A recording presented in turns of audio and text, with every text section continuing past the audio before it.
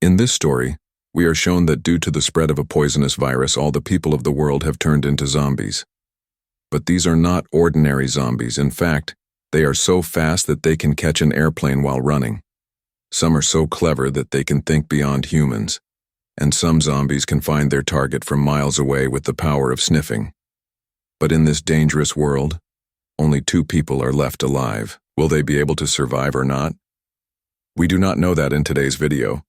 At the beginning of the story, we see a boy sitting in his room watching a cartoon on TV.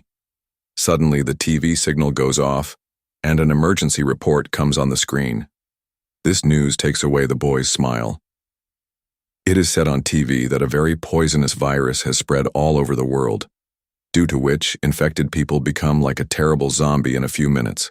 This virus spreads very fast, and the whole world is in the grip of this virus. It is said on TV that whoever is listening to this news should quickly find a safe place for himself.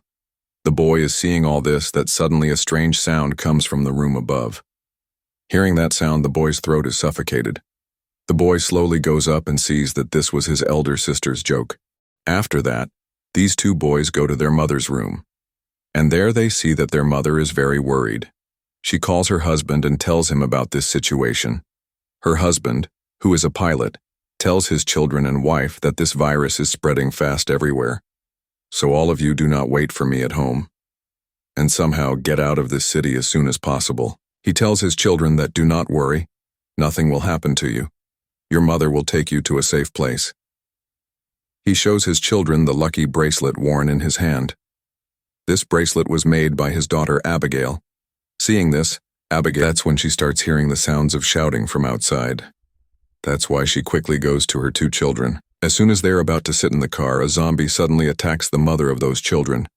Afraid, Abigail quickly hides under the car and sees her younger brother and mother dying in the hands of the zombie in front of her eyes. That zombie can't see that little girl and goes away from there. This little girl is trembling with fear that she sees that her mother has also become a zombie. The girl's mother looks at her daughter and starts moving towards her. Just before she could kill her daughter at the same time, an uncle comes like an angel and kills Abigail's mother and saves Abigail. After a while, they see that Abigail's younger brother is also converting into a zombie. That's why that man tells the girl to close her ears and also shoots her younger brother who has become a zombie. Now after this, the scene after 10 years is shown, and we see that due to the zombie virus, human civilization has been completely destroyed. The city, which used to shine with light, has now become deserted, and all the people have either died or are wandering around like zombies. And only 2 people are left alive.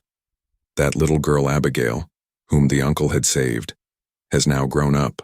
From that day on, Abigail grew up in the eyes of Uncle Jack, and Jack has trained her to fight zombies. If Jack hadn't come into his life that day, Abigail would have died by now. That's why Abigail considers Jack her father. After living alone in the jungle for so many years, Abigail feels very lonely. Her biggest wish is to find a human settlement where she can live with people. But Jack doesn't like to live among people at all. When they were sleeping in the jungle at night, Jack's eyes open with someone's voice. He slowly comes out of his camp and sees that a zombie attacks Jack.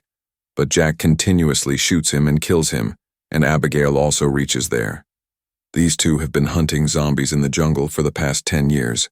So much experience has been done that zombies live together. Jack understands that there must be more zombies around, so he starts preparing to get out of here, and he sits on a horse and leaves. Then his horses start moving on the way. Jack understands that the danger is near. Both look around, and a jeep is seen falling from a zombie far away, where a normal person was saving himself from a zombie. Now anyway, there were very few people left in the world, so now both of them had to save that man from a zombie at any cost. Jack also wanted to take a test of Abigail's aim.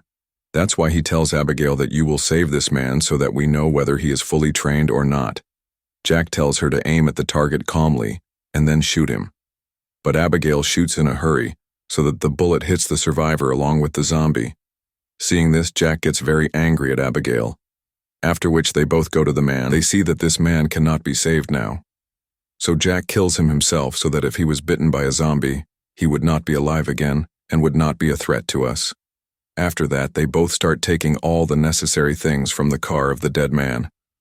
Jack takes the shoes of the dead man, and as soon as he wears those shoes, the dead man and his companions also come there, and a lot of armed people surround them. When a man sees the dead man's shoes in Jack's feet, he begins to doubt that he has killed his companion to loot the goods. As soon as these people start killing them, a pregnant woman gets out of the car and asks her companions to leave them. Then the black horse warns them again, and the next moment loud voices start coming from the far jungle. Many zombies start moving towards them from all sides like a storm. They come so fast that they do not get a chance to run. So they take out their weapons and compete there. Everyone had weapons here, but the number of zombies was quite high. So they kill a lot of people in the group one by one. There is no place to hide from the survivors, and soon very few people survive. A strong man is unfortunately killed by a zombie. That's why he wants to shoot himself. But the bullets run out in his gun. Now he knew that he would not be able to fight them. That's why Abigail sits in the car with the pregnant lady. The pregnant lady's husband is also sitting in the car, and Jack starts the car and quickly leaves from there. Now there were only 4 people left in the whole group.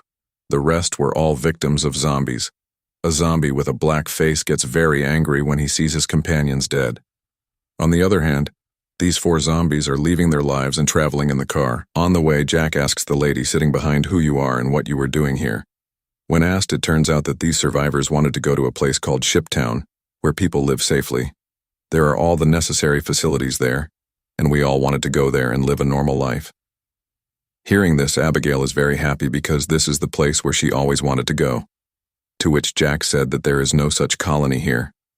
I have been wandering here and there for the past 10 years. I have not seen any such colony. Then suddenly his car breaks down in the middle of the road. Meanwhile, the pregnant lady's husband comes out, whose name is David. He tells him that I am a mechanic and I can fix it.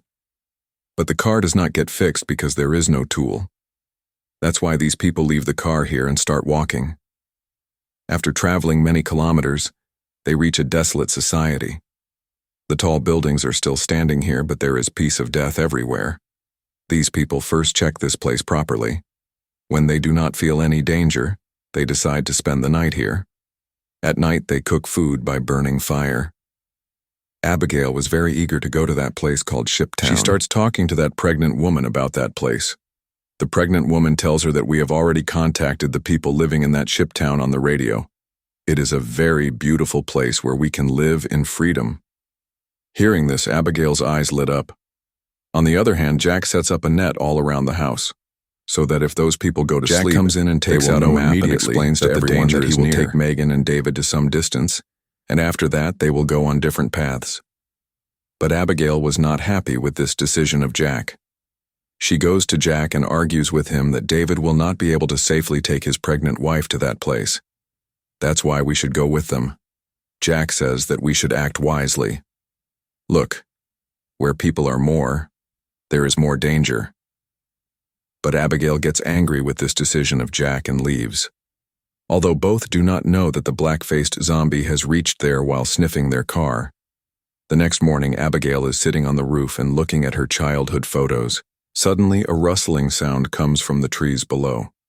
She understands that the zombies have come inside and runs down to warn everyone that a zombie is also following her on the way. Abigail starts climbing up the stairs while saving herself and drops the zombie following her.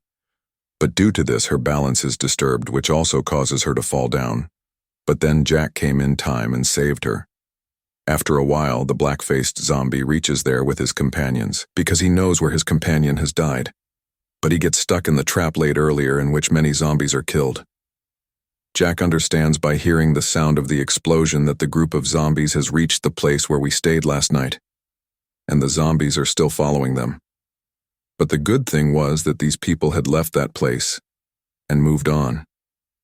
On the way, Abigail remembers that there is a small airport a little far away, where my father used to work. Maybe there are some planes left there with which we can easily reach the ship town.